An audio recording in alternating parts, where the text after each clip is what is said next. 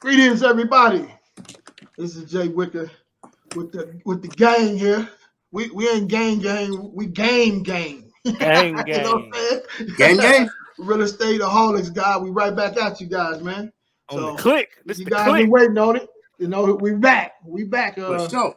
Yes, sir.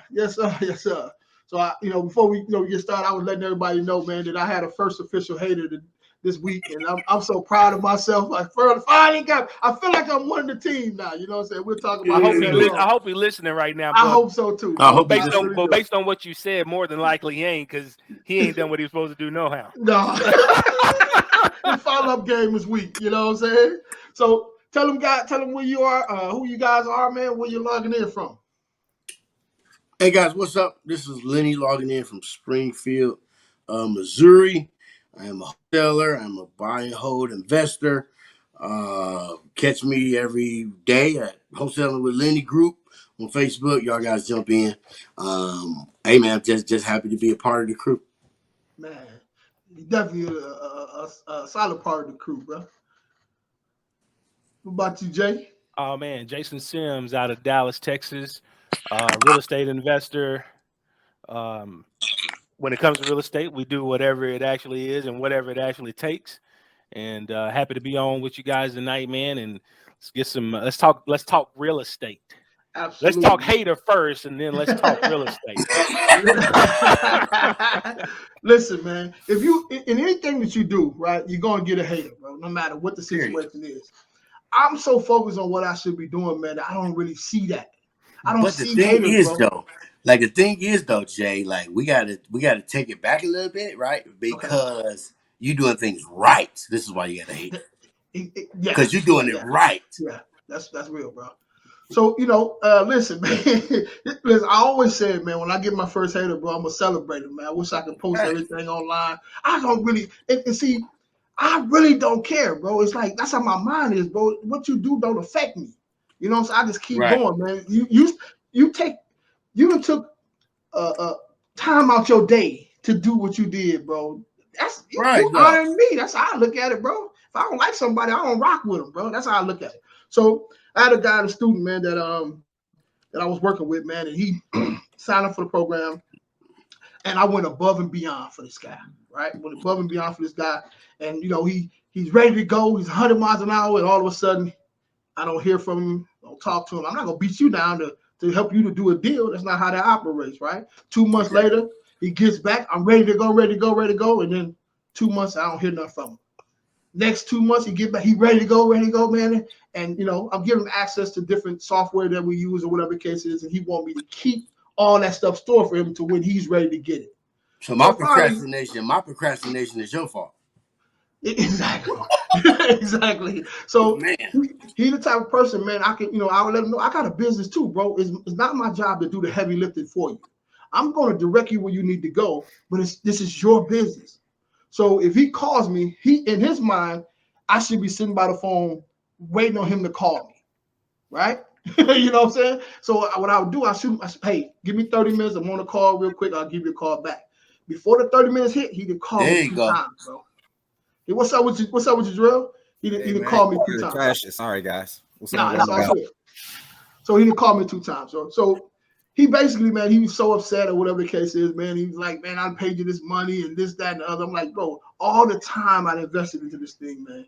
And the stuff I'm telling you to do, you're not doing. Like I asked him, I said, if you go to the doctor, man, you got a cold, and your doctor said, hey, take all this medicine for 30 days, and you only take 5 days of it, you don't get well. How you gonna go back to the doctor and trip? You ain't do what he told you to do. Exactly. You know what I'm saying? And he heard me, and then he just kind of brushed it off and got on to what he wanted to talk about. So, long story short, bro, the whole time, man, he got me upset like twice. And the whole time of working with each other, bro. He frustrated me, bro. I'm like, dude, I do deals. You getting on my nerves, bro. You know what I'm saying? So I finally said, you know what? I'm done with him. Wipe my hands of it. Hit the block button, man. I'm gonna keep on with my life, bro.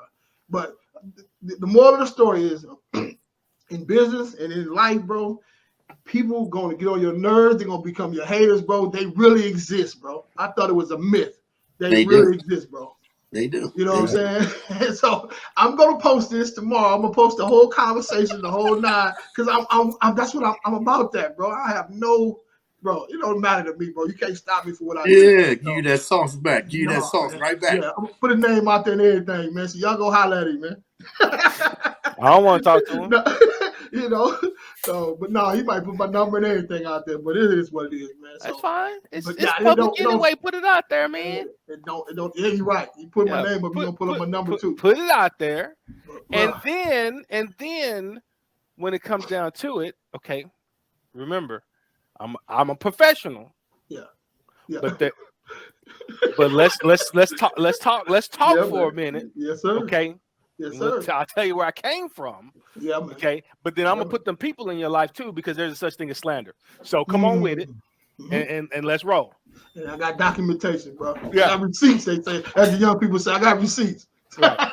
So, but bro, you know, if I was doing something wrong, he could have actually shut down a lot of stuff I had got going on. But bro, I'm legit. I'm operating with it. Everything, bro. Yeah, I'm going above and beyond, bro. So you mess yourself up. That's how I look at it. Because one thing I know about this business, bro, is that it's small. I had a cat hit me up from where he's from. He's from Indiana. And so we talking a little bit, and he's like, man, yeah, I'm working with this guy, such and such. I'm like, yeah, I know who that is. That's my man. I got his number right here. We can talk, whatever the case is. And that's how it is. It's a small community. So you screw me over and do something, and you say, you know what I'm saying? Because one person's name, bro, can open up doors to do some other stuff, bro. Period. Real talk. What I'm saying? Man.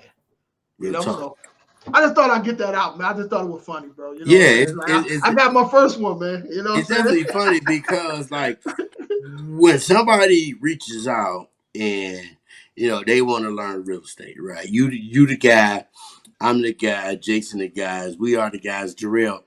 We are the type of guys to where we want to see you succeed, man. Right? So what we're gonna do is what they call we're gonna pour into you. Right? We're going to pour into you pretty much everything that we got, right? Because we want to see you reach a certain plateau, right?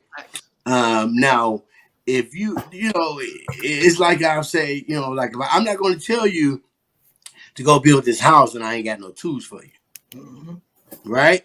I ain't got no tools for you. If you ain't got no tools, what I'm going to send you to go build a house for, right?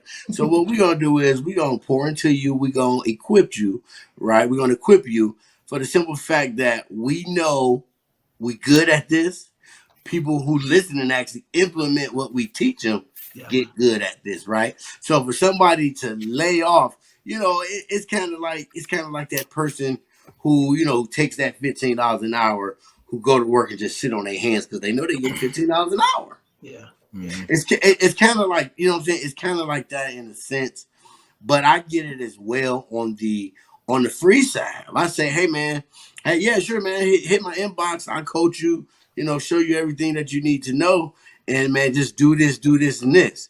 And they be like, yeah, well, I did this and this. And I'm like, hold on, man. Like, I'm doing this out of my time, right? Exactly. Like I'm giving you my time, something that I never get back. And if you think I'm trading this for money, you really crazy, right? I'm doing this to help you, right? This is a service that my businesses offer to help you to see you succeed. It's like paying $100,000 tuition in college and you never show up. Who does that? Exactly. That's real too, man. A lot of people do that, Lenny. They do. But that's crazy, bro. You know what I'm saying? Like, a lot of people do that, man. That's why they had to forgive the student loan debt here lately. I can guarantee that most of the ones that are getting the forgiveness don't have a degree. Facts. So they all do it. But this is the one thing too, Jay, when I was telling you and I first broke down my business to you and I told you, I don't charge. Yeah. It's all based on productivity. Okay. It's all based on productivity when you come in and I coach you. And the reason being is because I want to take all the excuses off the table. Every last one of them. Yeah. I want to take all the excuses off the table so that you understand that when you fail, you fail. Fact. Listen, I've adopted that. So this guy was somebody I had worked with in the past, in the distant past. So I have adopted that mindset, what you're talking about. And I'm weaving people out. Not everybody's worth my time no more. Like I drop jewels here and there. That's why we have the podcast. That's why we have the REI meetup as well. But even if you call me, man, if I can tell you a couple things to get you close a deal, man, why wouldn't I tell you that? As far as investing my time, I need to vet you first, bro.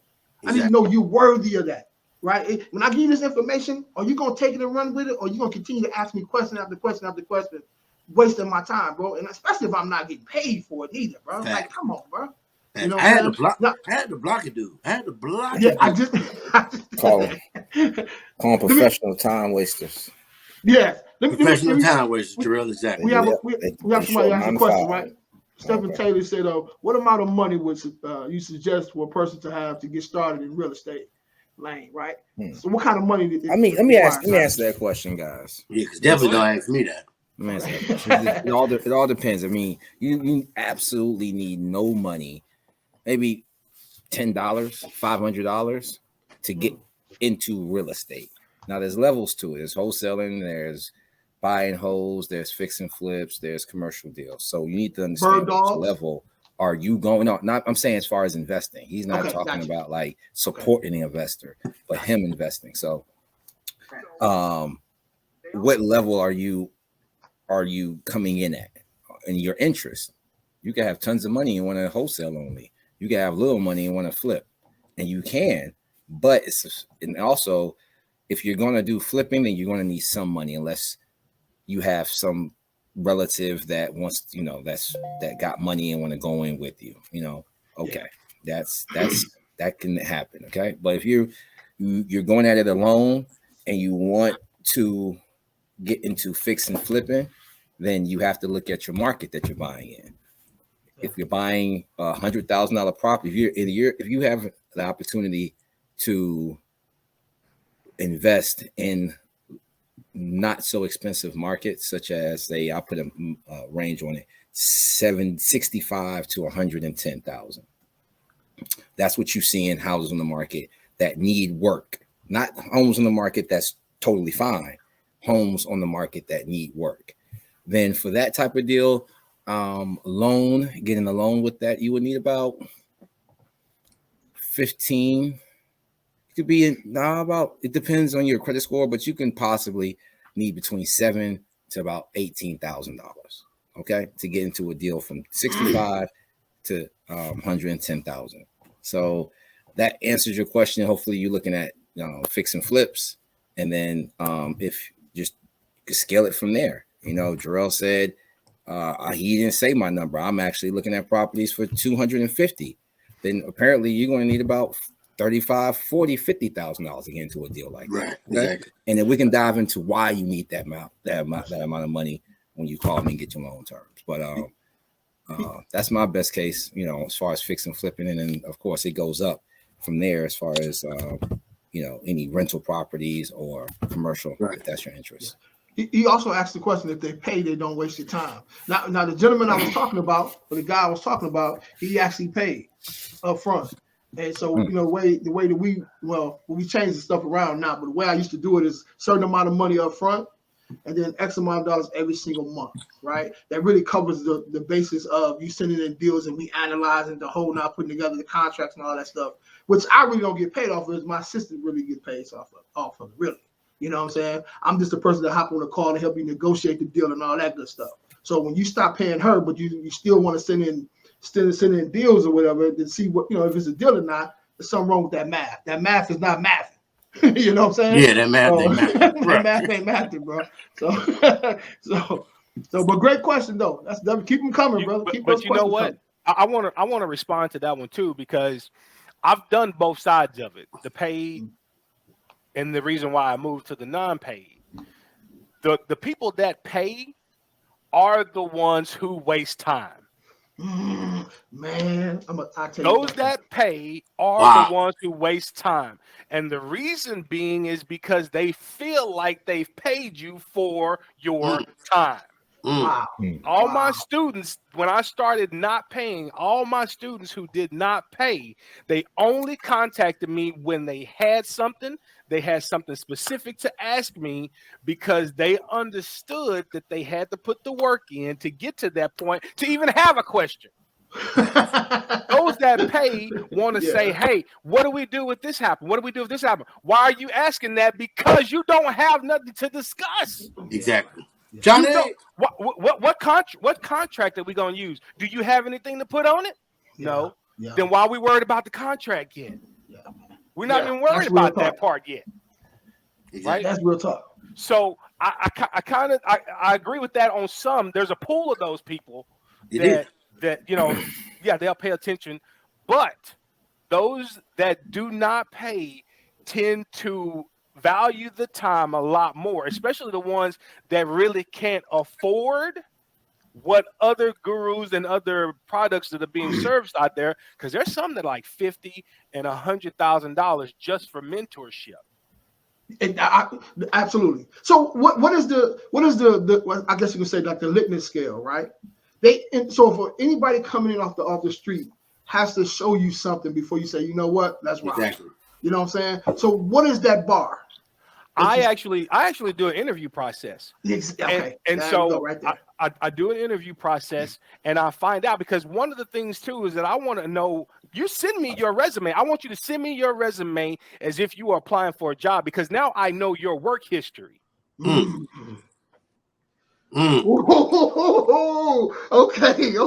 Now I know and I understand your work history. And that tell you serious too. Right? Now I know, and tell me your work history. Because guess what? One of the things that we do in marketing, which is probably the most low-cost marketing that we do, is cold calling.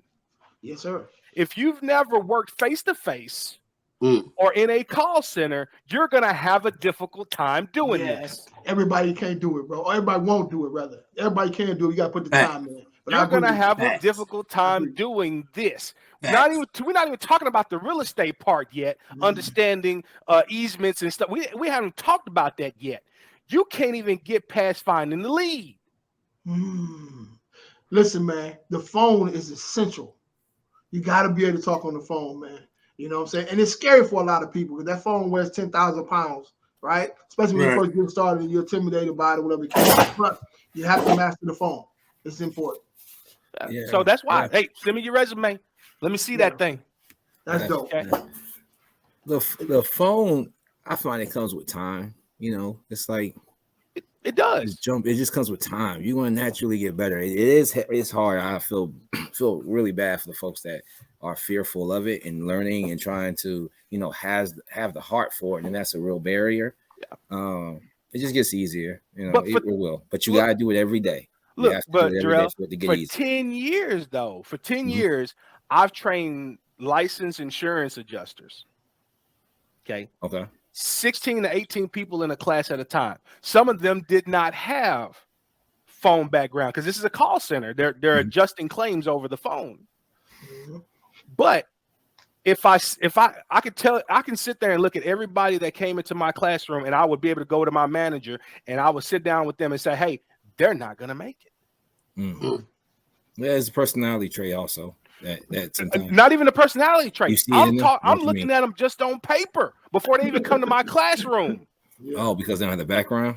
Because I can see it in their background. I can see it because, like you said, that phone is heavy. Okay.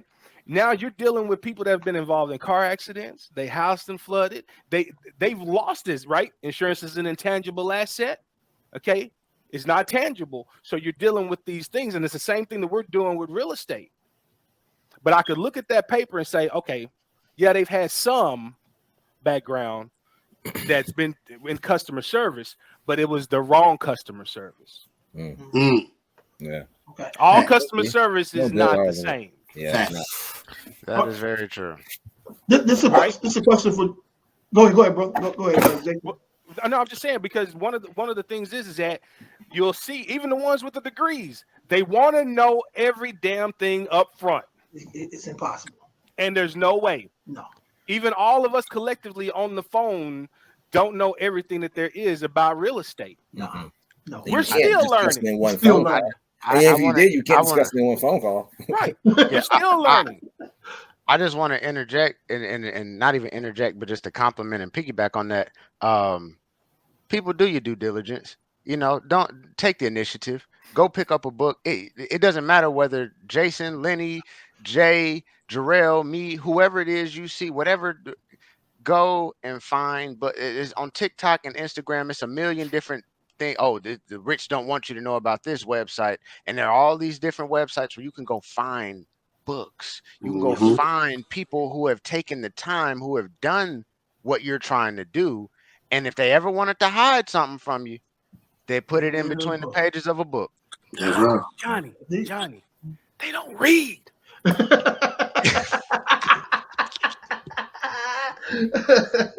They don't read, Johnny. He right though. Hey, Johnny, right. that helps too, because guess what, dude? We're signing a contract. Yeah. I can't tell you. I've had students say they did this without doing anything before I started coaching them, and I'm like, did you even read it? Nope. No. Yeah. Jump right You off didn't the even porch. you didn't even know that thing said that you can be sued for specific performance. You probably didn't even understand what specific performance mean. You didn't read it. Nope, didn't read it. Jumped off the porch, breath still smell like Similac. Yeah. Hey, so Jay, I do loan terms. I know exactly what you mean. We just had a tax question. Tax question pop up, and I was trying to see if Johnny can tackle that. What was it? No, he said what's the least percentage that is considered good on a flip? What's the percentage of good on a flip? I don't know about percentages. I'll tell you if you deal with me and you flipping property, I'll tell you how never to pay a tax on the property you flip. But as far as the percentages, I'll let the experts around me. Is he talking about like return on investment, like percentage? I think that's what he's talking about. Yeah. Shoot, I try to stay north of 15. 15 or higher. Yeah, that's normally where a buyer's sweet spot is, right, Jerell? Yeah. 15 to, I mean, best case scenario will be, not best case, it could be word, it could be anything, but like a knucklehead deal. Yeah. No, return on investment. Yeah. So like a knucklehead deal will be somewhere like anywhere 18 to 22. Right. And if you get real sweet, you got a deal that you probably can sell and not do anything if you got something over 25%. Yeah. You don't have to probably, you can make a profit without even touching it. That's true. That's facts. So let's start the show. That's just raw numbers, though. That's just really raw numbers. I don't like being so general, more specific than that. But you see everybody's information on here, man. Definitely reach out to them on Facebook, man. You ask them any question you want. And I know once we get done, we want to ask some more questions. Pretty sure we'll stay on a few more minutes to get all of them done. Most definitely. Yeah. So last week, man, we talked about how to pay little to no taxes from your real estate, right? And I tell you, bro, it was a lot of balls over, Wrigley Field, outfield, man. There was a lot of balls knocked out of there, bro. Let's see what we can do with these, man. So, all right, so we're talking about trust, right? What is the trust? Different trusts, things of that nature, right? Anybody, I tell you what, anybody has a phone and they can look up a couple of these terms? So we talking about what is a trust? Johnny can answer them off the top of his head, but I want to show him a little bit about, myself, because I read. Go ahead. Hey, I'm here to learn. I'm a lifelong learner. That's what I You may tell me something I ain't know yet. I'm just going, but I'm a like in the military with KISS, right? Keep it simple, stupid, right? Yeah, right. Trust is nothing more than a few pieces of paper. That's it. That's why I tell people, I try to tell my clients, look at the trust the same way you look at your LLC. Look at it the same way you look at your S Corp. In most cases, you got that S Corp or that LLC. I know I made a post on this earlier.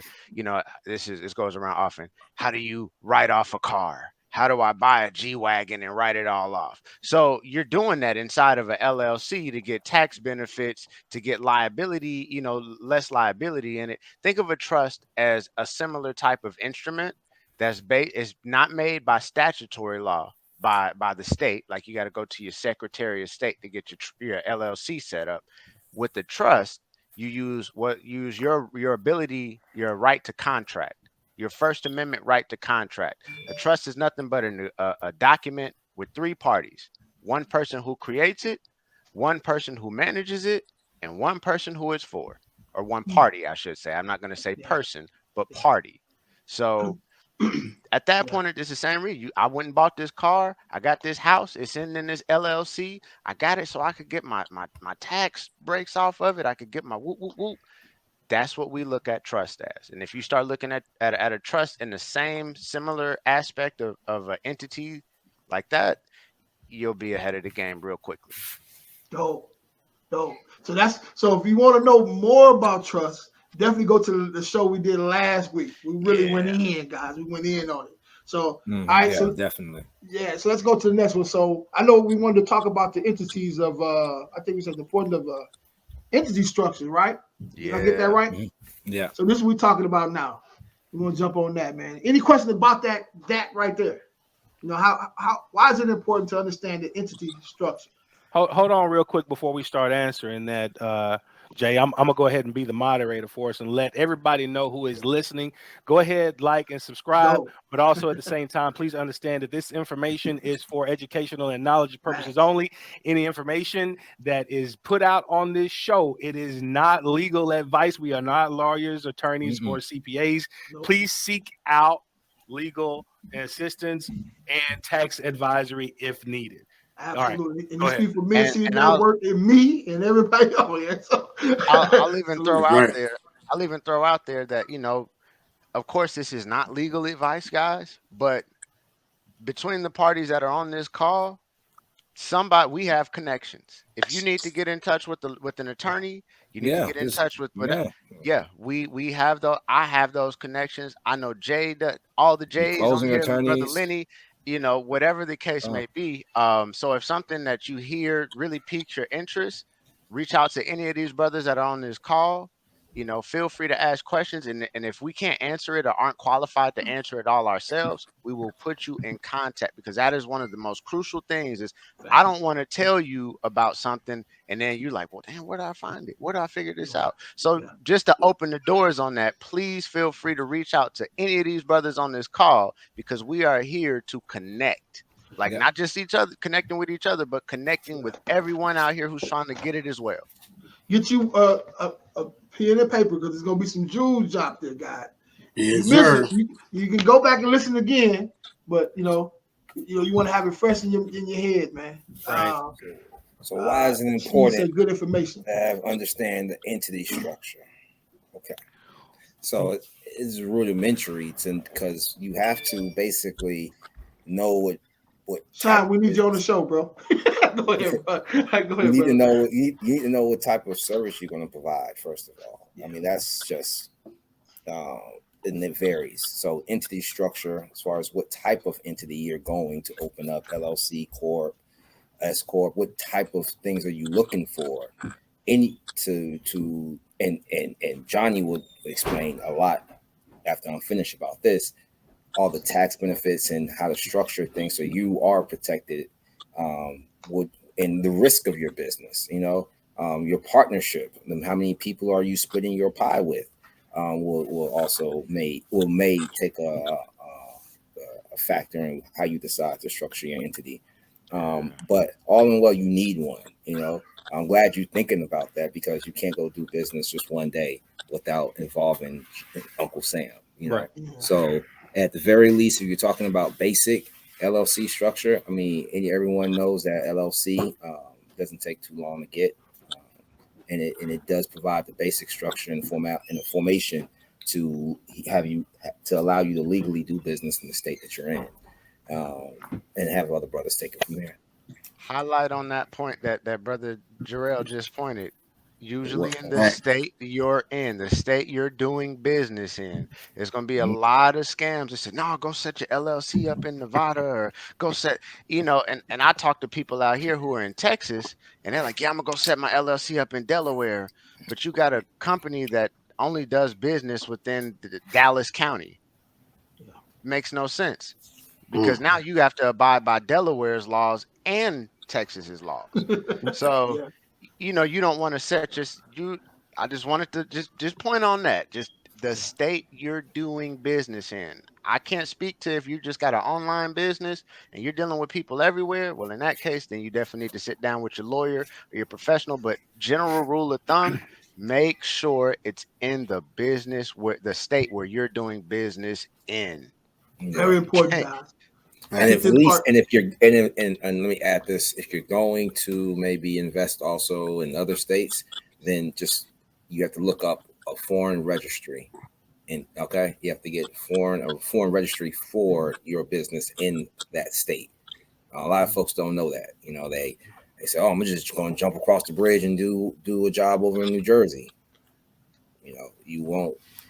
Right. You won't be set up correctly. You can do anything you want to do, but you won't be set up correctly. So just look into that if you do cross state lines. These folks got to understand these states operate differently. Right now, it's about 4 or 5 states that are voting on legal slavery right now. So if that doesn't tell you that there's not a consensus amongst all states, even on a judicial punishment level, penal code that level, then on a business level, you better believe is that there's so much that you look at the red tape risk, you look at everything that you have to do to not. We ain't talked about the corporate veil, but to keep those protections that you just spent this money and set up this entity for, that's one of the big things, because like you got a bank account, make sure it's a business bank account. Usually they tell you, most CPAs or accountants will tell you need to have a couple of different bank accounts. One for owners pay, one for expenses, payroll, one for just for taxes. There's literally one just for, because the IRS will come after you. But I don't want to make it seem like it's just a big thing, but it is. It is a big thing. It is big in the sense that if you want to be successful, and this isn't just some status symbol thing, like you want real substantial success, you need to pay attention to every piece. Not saying you need to be an expert, but you need to be able to pay attention and get a team to where, hey, I don't understand what this means right here. Can you explain it? Real talk, like I mean, you're not going to tonight be like, okay, I'm totally cool with setting up my Fortune 500 company. Even after this podcast, I mean, you're likely going to not be prepared. So even after this, you need to contact one of us to put you in contact with the next step to make sure that you stay on the right track. That's just being real. If you're starting from not knowing at all, then you definitely ask questions. But that's actually leads to the next question here, though. Okay. Who should you contact to set up the entity, right? Set the entity up, right? And we talked about that. I'll be honest. As far as who you contact, I mean, you can get a lawyer to set it up for you. You can set it up yourself. Mm-hmm. Okay, and I suggest normally people set it up themselves because that's just a piece of paper. What you want to sit down and speak with your attorney or legal advisor about is that article, is the operating agreement. The operating agreement. I was going to ask you that. Because that is what determines how your business operates, within itself. That's That's a note right there, guys. Right?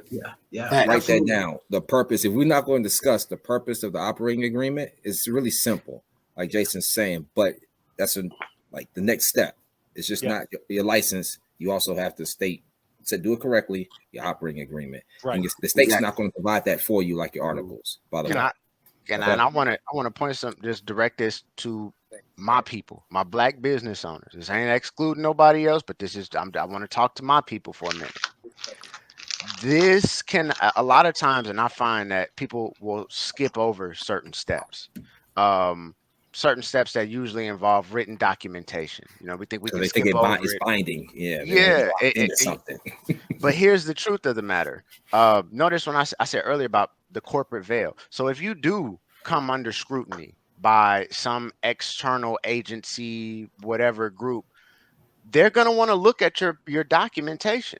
They're going to want to check your minutes. Then we ain't even talked about minutes. We ain't even talked about keeping track of minutes in the meetings, because your operating agreement, like they said, it dictates how decisions are made. It dictates who has access to bank accounts, who makes final decisions, how is ownership, everything, the contribution of initial contribution. I mean, this is not for play. That's what you would. That's the problem. That's the problem, though, Jay. Yeah, we've got a lot of people. And your hater is one of them. Yeah. That pretend to do business. Right. Pretend. Yeah. You're either doing business or you're not. See, a lot of people are doing business. They're not doing business. Right. Huh. So you gotta do it, man. You gotta do it's business, bro. And it's a lot of things, man, that can trip you up, man. And like we talked about, if you don't understand what it is, you need to get with somebody who does. Right. Pay a couple $100 for a lawyer to draw that up for you, so you'll be good.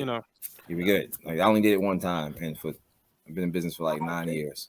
Yeah. So So okay, quick question then. So if you already have your LLC set up and you don't have your what is it called again?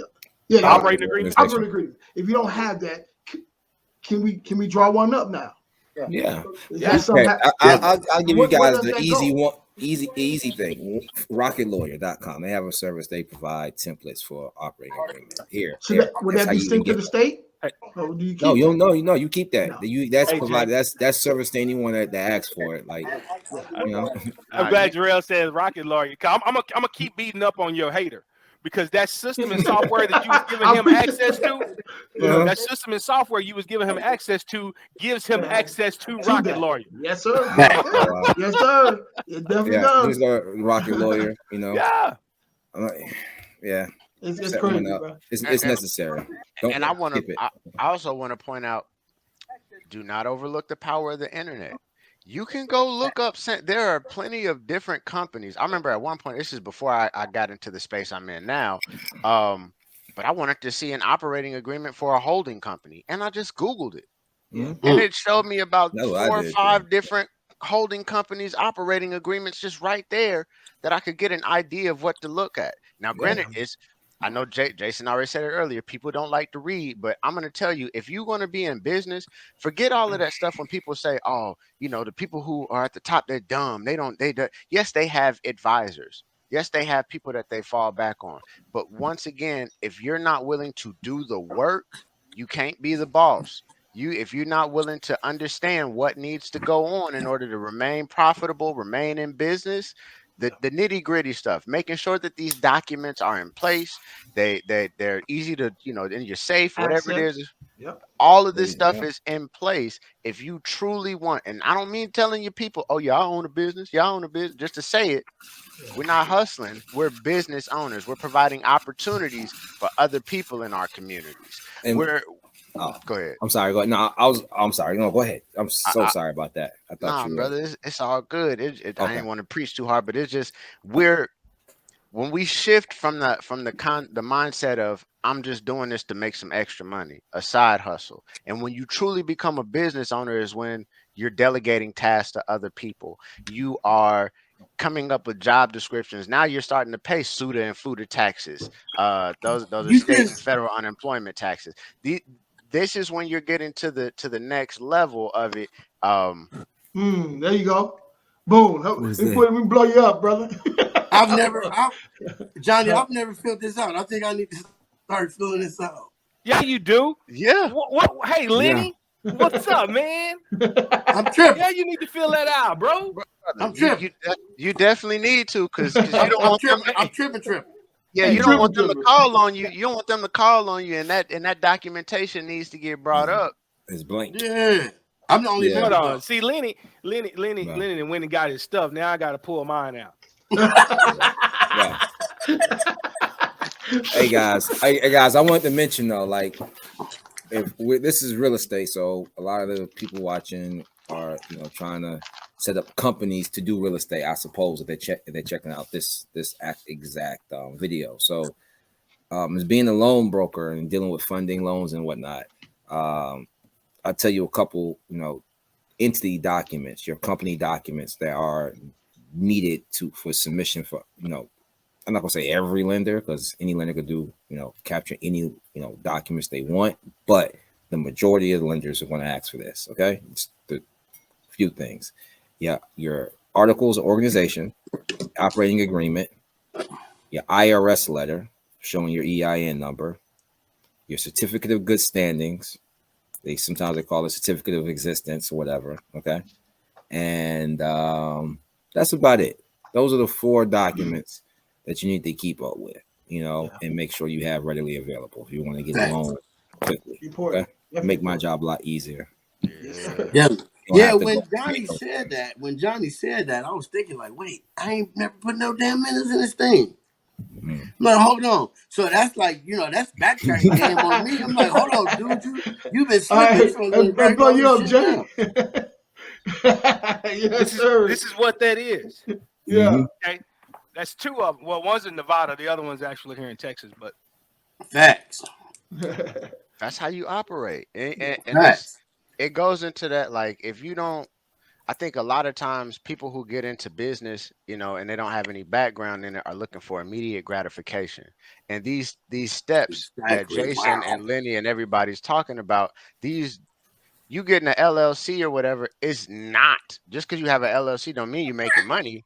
That just mean that, I'm prepared. I'm in a position. So you're not going to get immediate gratification off of it unless you put in the work. But it's still, like I said, we just can't overlook the importance of first having these documents in place. Right. And then utilizing them. I know a lot of people talk about business credit. This is all about professionalism. This is all about how your company is set up, how it's facing the public. I know when me and my business partner were, we were applying for some business credit. We were like, well, where's the EIN? Where's the information for that? I found out from somebody else that in a lot of cases, they're looking at your address.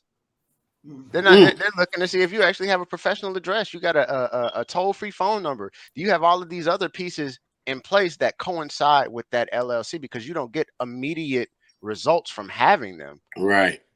But you get the benefits because you've taken them and you've taken the effort and you have them in place. So when the time does come, when you are able to find that property, that cool, I don't have to buy it in my name. I can get it in my ABC LLC. I got the money in the bank account there. We can make the deal happen that way. Yep. It's like you guys are talking about. Ain't no sense of you talking about a contract. I don't want to say that. That's kind of backtracking. But at the same time, you just want to be prepared. You don't want to just jump all the way ahead, but you want to be prepared enough so that way when the time comes, you're ready. And these brothers up here, I'm going to go back to it. If you want to get into anything involving real estate, right now you have you have knowledge for a good portion of pieces of how you can get in from private lending, right from the brother next to me, to wholesaling, to commercial residential land, to bird dogging, everything. Right there, everything. Bro. You are now rocking with the best. Yeah, absolutely. So let's jump. Okay, what you got there, Jay? Make sure you get all them partners to sign too. Yes, sir. Make sure you get them all to sign. Yeah. Go ahead, my bad. So we're gonna jump. Go ahead. One more thing real quick, Jay. One of the things too that a lot of people don't understand, especially for my people, if you're listening, you're in Texas, okay?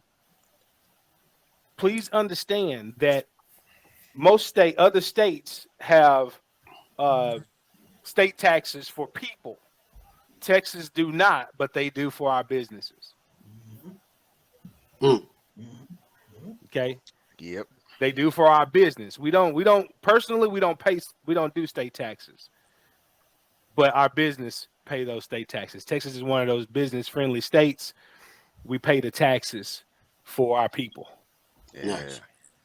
So, and then I do have to just throw in here. We talked about all these different, entities. I'm still going to throw out my trust. And I said this is literally one of the ideal things for people who are in real estate, and of course this is when you get to a certain level.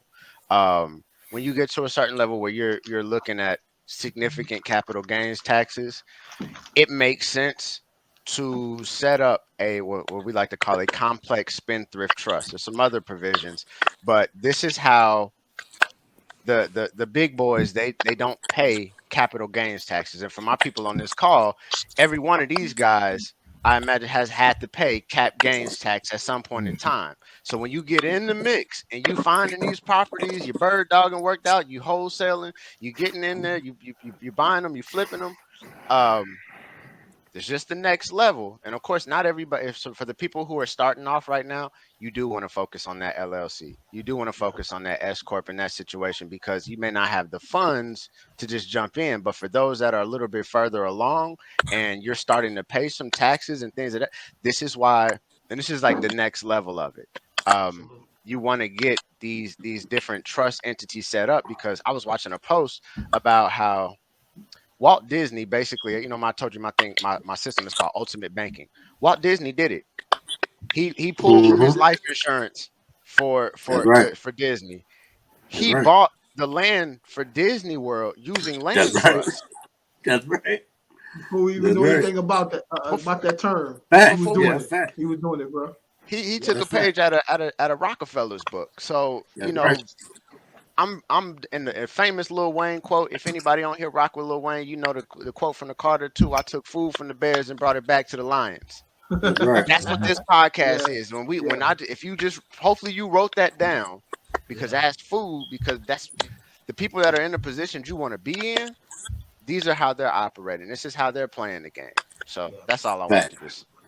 So Johnny, I'm that guy too. I'm that guy that got stuck with that tax issue until I got my spendthrift. So, and I'm still dealing with that, Johnny. But that's what I wanted to ask Jay and Johnny. What's up? I want to ask y'all that, Jay and Johnny, Jason and Johnny, to the point where, like, say somebody watching and they're a wholesaler, right? They want to know how can they possibly not pay half of the wholesale fee to the government every year? Is there a way that they can not pay literally half to the government every year? Yeah. Go to go to my website, Ennead Infinite, schedule a call with me. We'll sit down, we'll have a conversation, we'll see exactly what you're doing. And at that point in time, if you're ready to rock and roll, we can do an intake form. We sit down with the attorney, we sit down with the trust accountant, the trust CPAs. They go step by step, creating the EIN, the bank account. I tell you, the people I work with, they got it's a guy who actually has been working at Wells Fargo for the past 15 years in the trust department, just doing trust banking. Hey Johnny, just to before you keep going, trust banking. Okay. It's a whole lot different than corporate and personal banking. A whole lot different. Okay. Because with your business and your personal, you go in and you have to show them your ID. Oh, wait. Trust. So hold on, Jay. Yeah. So I can so I can take my real estate money, the money that I make from wholesaling, right? I can put that in my life insurance policy and not get taxed. You can do that, but even better, when you have the type of trust we're talking about, that trust can go buy the property. It can buy the property, sell it. It can sell it whenever you know at that point, because as long as that money stays inside the body of the trust, what they call the corpus. But after you sell it, as long as that money stays within and you exercise the spendthrift part of it, meaning you don't give any of the money or distribute it to the beneficiaries. Yeah, we're looking at not having to pay. We didn't create a taxable event. So I don't want to keep saying not paying taxes. I want to start by focusing on not creating taxable events. Exactly. Yes. I hope y'all listening, man. I hope y'all like sharing this podcast now. Because the man just told y'all what to do with y'all money. Subscribe. You got kids? Yeah. Start making them a trust fund, baby. Yes, sir. You got to, and it's like you said, man, people, the tandem combination of the life insurance is owned by the trust. So, we teach people that, all right, you have a business, get your tax savings, take that tax-free money, let's put it inside the insurance policy. We have policies where the premium is going to get credited like 7%. You're going to take a loan out for about 4%, creating a 3% arbitrage on any money you flow through the life insurance policy. Now you take tax-free money, and then we add a 3% boost on it, and then after that, you do whatever you want. You go invest it. You go, take care of the bills because usually if you sold your house to the trust, you still got to pay your bills. You want to go start a new business, whatever the case is, you have all of these options now, and you've protected yourself from opportunity costs and taxes. Damn. Hey, here's the other thing too. This is coming from an auto insurance specialist, and Johnny probably knows this too. But at this point, you can also be self-insured. Be Jackie Chan out here in these streets. So you can actually be self-insured. Once you have a certain amount, Once you have a certain amount, then you can be self-insured. So that auto insurance you paying every month. Yeah, you gotta pay that. Yeah, like look at it like this. I don't know. I mean, you told me that. I was like, what in the world, bro? That's wild, man. But you got the bread. Wow. I don't know if the queen had life insurance or not. I have to go look that up. But I would imagine she didn't need it. I was sitting there looking at what was it Charles, King Charles, Prince Charles, whatever. You know, they talking about was it $750 million estate. If I'm not incorrect. And they said he already inherited $1 billion estate from his dad. Wow. Yeah, so I don't know. She had two Jews in her crown. That was $1 billion. Oh, she got the star of, I think, about the first, third, or fourth stars of Africa. Jewels from India. She owns solar wind farms. She owned like a coast off of right. She owned like a whole coastline. She didn't own it. She controlled it. Yeah. She controlled it. That's right. That's right, Jay. So let's talk about she controlled it. Partnership, guys. The limited partnership or the LP. LLPs. I've never gotten one, so I can't speak to one actually. Anybody got a go ahead, John. I would say, like, you know, in most cases, I mean, it'll work. You know, usually they say when you have a limited partner, it's just going to be like your investor. Like I was stated earlier, the play that we actually use is with the trust for somebody who has like a service-based business. We help like CDL drivers, so they may make $100K in over the year. They net that, right? They paid their expenses. They netted $100K. We'll make the trust that limited partner, a 90% limited partner to their LLC, and then by using the IRS guidelines, we can move 90% of that net income over to the trust, just paying off a partner. But as far as when you're dealing with other individuals, like that much you guys are going to have to explain to me on the real estate tip how it works whenever you're working with other individuals in that capacity, because most of the people I know that are on that tip working with other individuals, they're using two trusts. They're using one of these trusts as a straight pass-through entity, as a business trust, the same way that somebody would, I guess, do a LP situation, but then they're distributing it from that to however many members they have beneficial trusts. So the same way that you have your LLC, we get paid from the deal. We split it out amongst us three or us five. We do that with the trust instead. So that way, you know, everybody has their piece. The trust owns it, but then when we have to just break it down, it just gets split that way. So that individual trust, it would be the same way as what we would do as a joint venture if we put somebody else's entity, LLC, S Corp, or C Corp, on that contract. It'll flow to them from the title companies. So it's essentially the same thing. So this is a definition of it here. Let me see if I can pull it up real quick. Let me see here.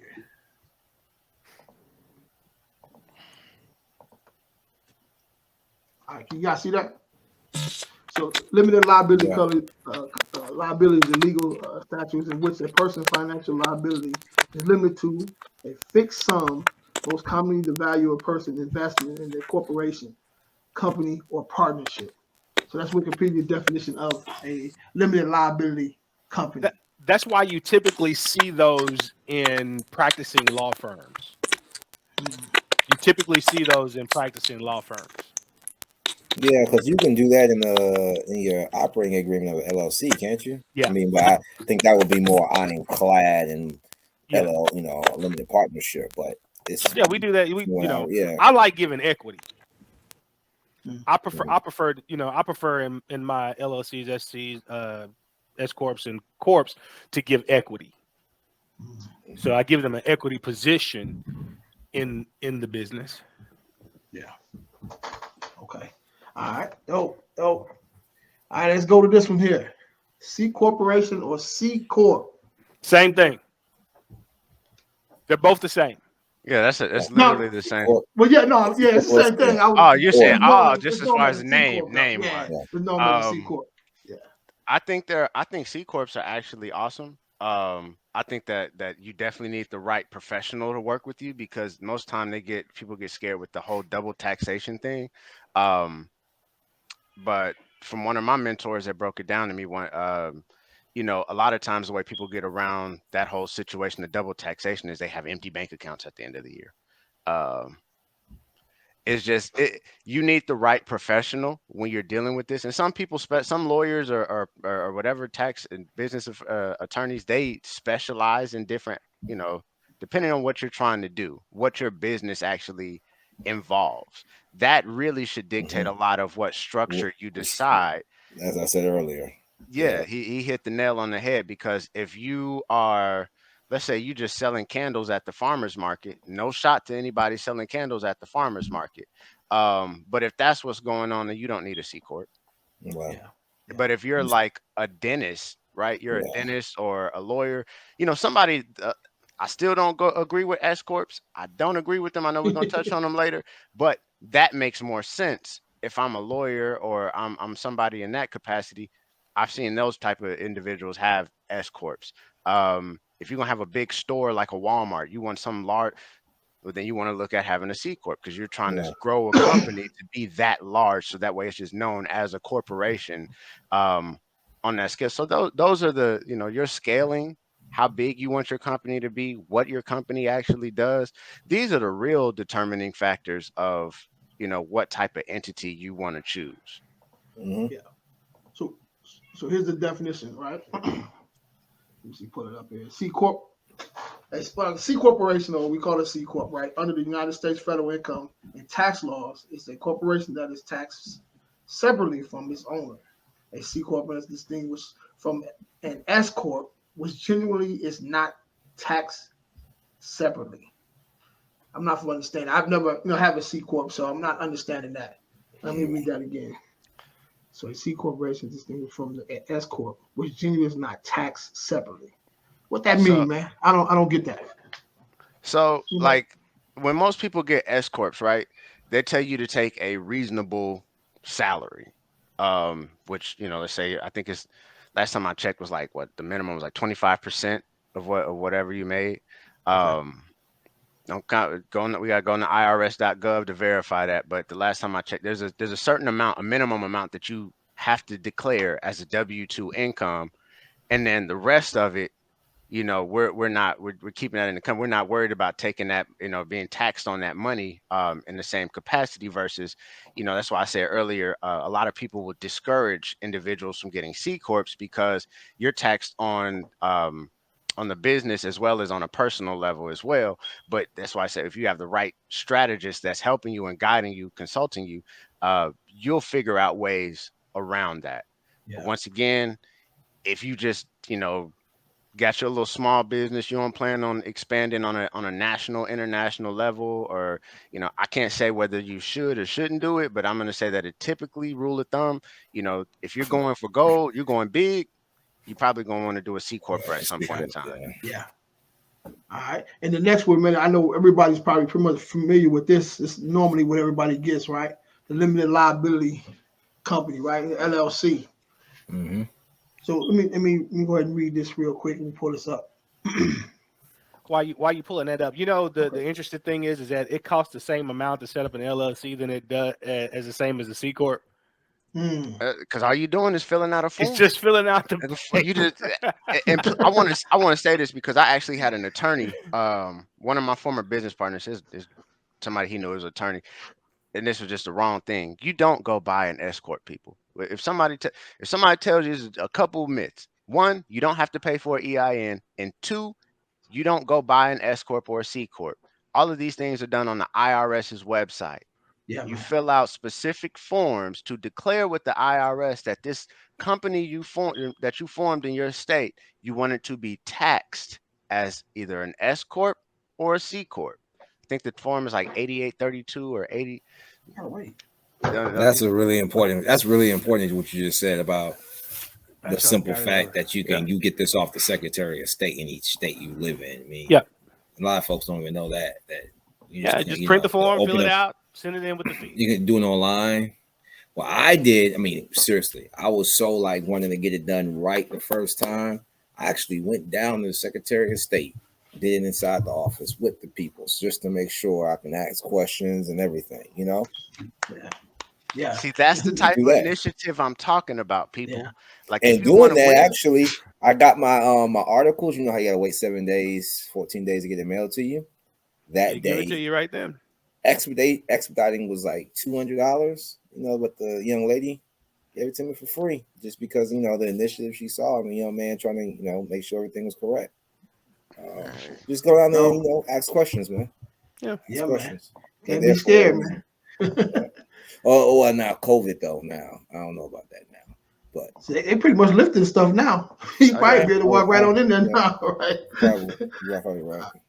All right. So, limited liability company is a U.S. specific form of a private limited company. It is base structure that can combine the pass-through taxation of a partnership or sole proprietorship with the limited liability of a corporation.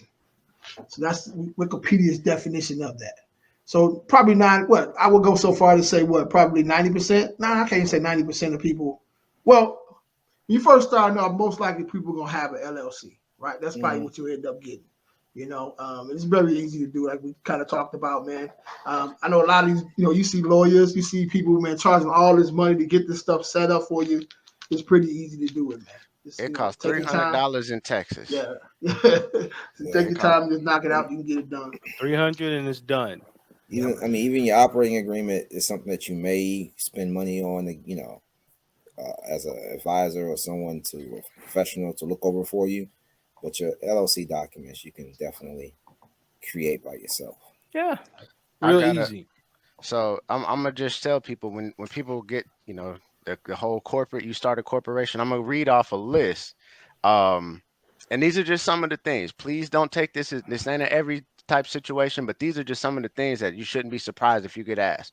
So we're talking about the corporate binder, your corporate seal, certificates with the corporate name, stock transfer ledger, checklist instructions and worksheets, the corporate minutes, corporate bylaws, agreements. And keep in mind, the company logo, letterhead, all of this needs to be on your documentation. They got a waiver of notice for minutes and annual meeting of directors, minutes of special shareholders, notice of annual meeting for shareholders. When I say there's an extensive list of stuff that you need to have, from banking revolutions, employment agreements, buy-sell agreements, cafeteria plans. Now, of course, like I said, all of this varies depending on what your business does and what you're doing. But I just don't want it to go understated that there are a lot of moving pieces. And I'm not saying whether you should or should not go get an attorney, but I'm saying at some point in time, it may make sense for you to go find someone who's qualified to break down what these things are in specification and when you may need them. As Brother Jason is pointing out right there, all of these things, it's like, I may not need it now, but it's, at the same time, not everybody burns candles on a regular basis. But if your lights get cut out, there's a storm happen, you're gonna find them candles at that. And just let everybody know, you need those documents, like the list that he just described, if you have a corporation. But if you have a general LLC, you wouldn't need minutes and whatnot and tracking and stuff. So that's generally great point. Probably great point. Now, here's the thing, because Johnny just also said that he was talking about the S corp. If you're an LLC and then you structure over to that partnership, you will need that. Yeah. Because now you're an S corp. Gotcha. And you'll then need all of that with your minutes and voting for who the managing directors and managing officers are for that company. Gotcha. And the other thing about that too, and you want to keep all of these records and all of this stuff. One, for the simple fact is that it can be subpoenaed if you ever get sued. My people I work with, they have a joke in the office. One is, I don't know if I told y'all, the IRS, if you put the and IRS together, it spells theirs. And the other thing is, what LLC is actually an acronym, not for limited liability company, but large lawsuit coming. Because you can still get, that's the thing. People get these LLCs, they get these different, entities set up. If you don't operate within the right capacity, you can get sued. Yep. You can get. I brought up on multiple podcasts. You know, we in Texas, so I think what's that brother Charleston White? I've been mentioning him a couple of times. I follow him on social media. I laugh at the stuff he says. Man, he's but funny, the man. biggest part is the brother is teaching people how to sue employers. Yeah, man. Teaching people how to spot and find OSHA violations so they can sue the employer.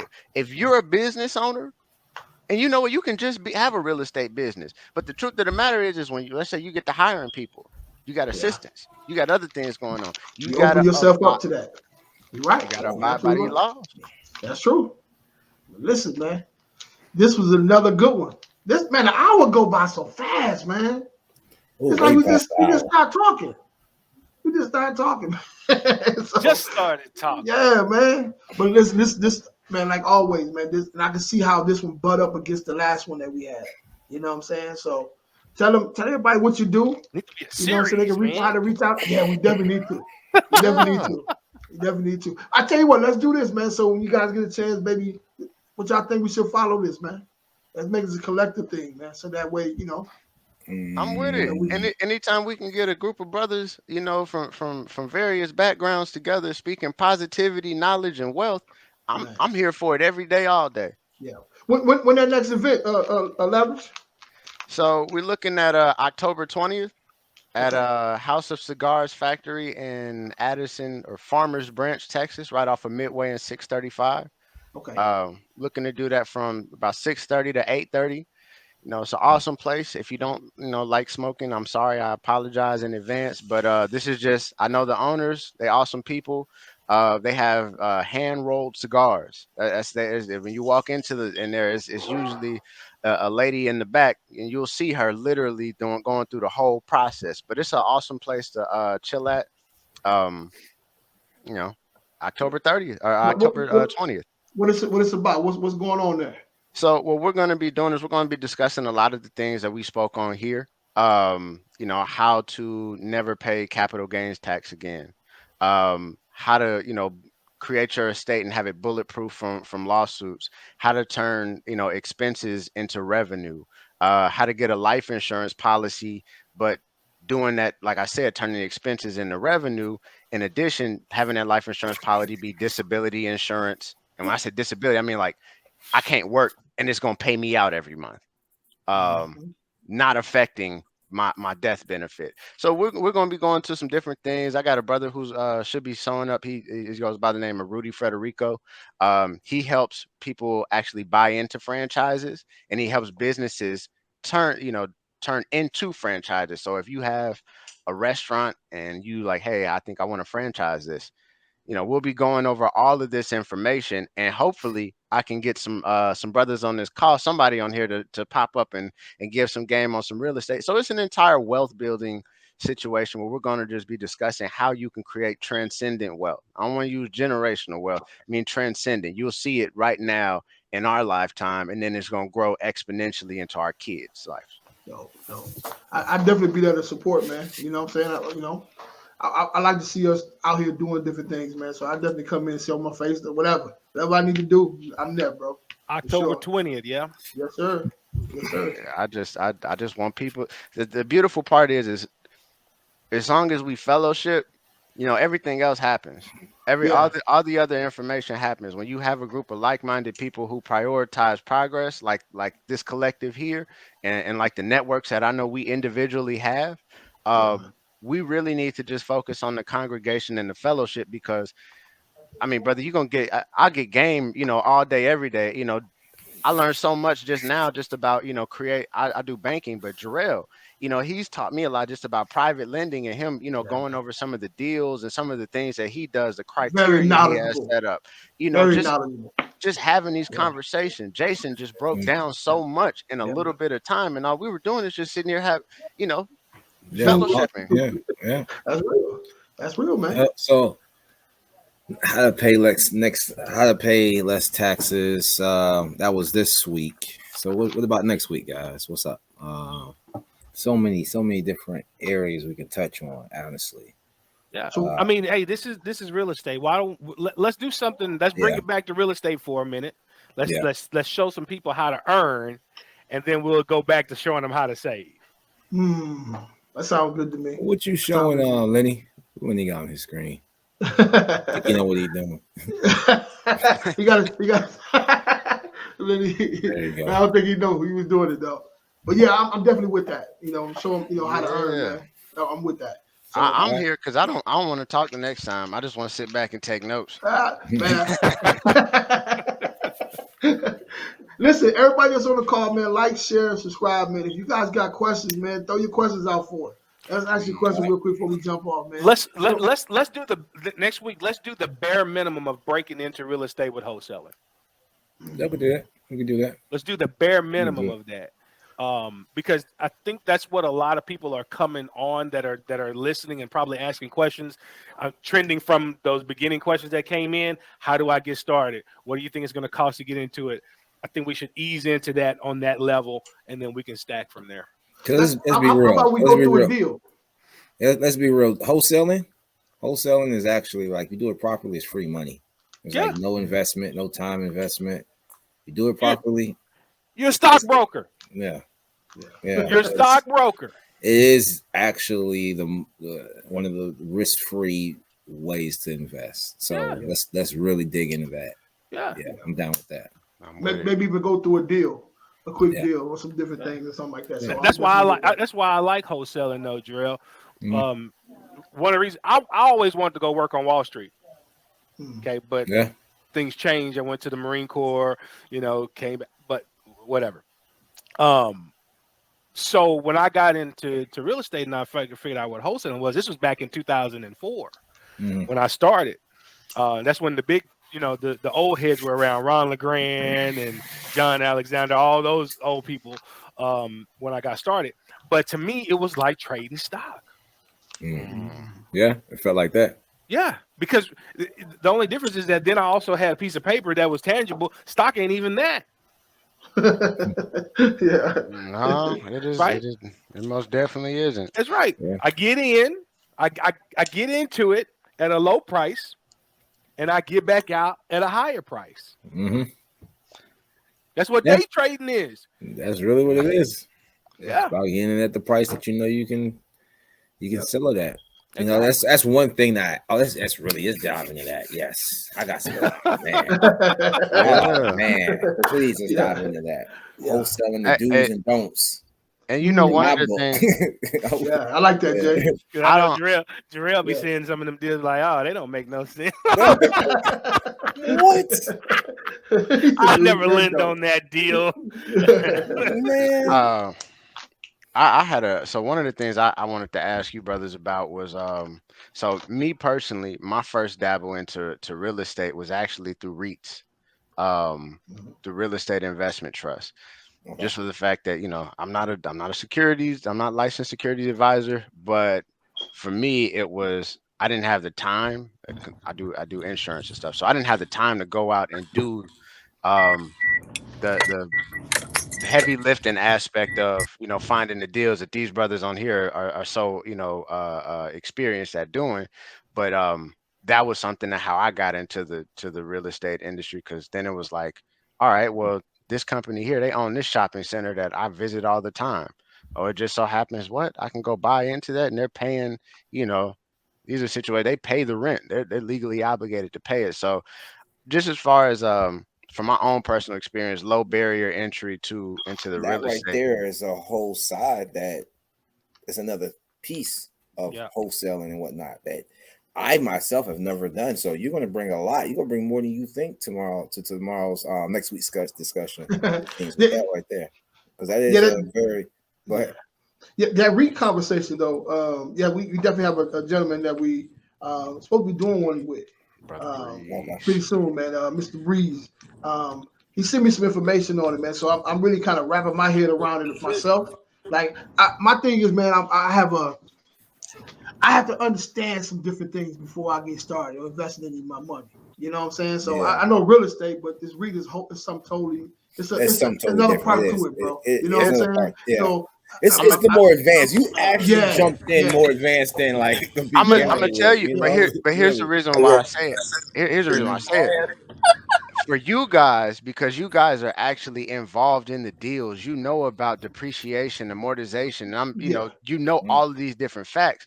For the average person, they're only gonna know, oh, it's this mall. Oh, that's where the Sprouts is. That's where the Piggly Wiggly, whatever the case is. I know that. Oh, so this company owns this shopping plaza where there's a Kroger and a Target. I definitely know. I would say probably 90% I can say, okay, I definitely understand it. But it's the other 10% that you don't know. And sometimes you got to actually do the deal so you get the other 10%. But I want to do as much as I possibly can on my side. And then, okay, now we make a decision. You know what I'm saying? So the thing now is basically put it on the table and just work it through every single thing. Okay, as much as I possibly can. Then I make a decision at that point if I'm going to do it or not. You know what I'm saying? If that's something you guys are interested in, man, we can definitely get him on the call, man, because he know a lot more about it than I do, to be honest. Yeah, get him on here, man. Yeah, we're gonna do next week, Lenny. You didn't hear. We're gonna do Hope. Can you hear us, Lenny? Yeah, no doubt. Yeah, we're gonna do wholesaling, basically wholesaling 101. Do's and don'ts. Going down. Do's and don'ts. Yes, sir. So if you guys want to do that, we can do another day or whatever the case is. I can get him on so he can walk us through what we talking about doing. And the more people in the area, man. Yeah, let's start with next week. Let's just do the wholesaling. Do the wholesaling and follow up. We already got plans. We only have an hour. We only have an hour, honestly. Absolutely. So let's do it. Absolutely. Absolutely. That's a 3.5 hour conversation. That's 3.5 day conversation. That's a seminar, man. Let's go. It is, bro. Listen, man, I learned something from each one of you guys every time we sit down, man. Thank you for your time, bro. Thank you. Thank you for having us, man. All right. Jerell. Salute. All right, fellas. Later. Salute. Be careful out there, Lenny, man. Lenny out there in the streets, man. Man, I'm on my way to the dispensary. I got to run. It closed at 8. I got to get my meds, man. I'm gone, man. I'm gone. Be easy. Y'all be blessed.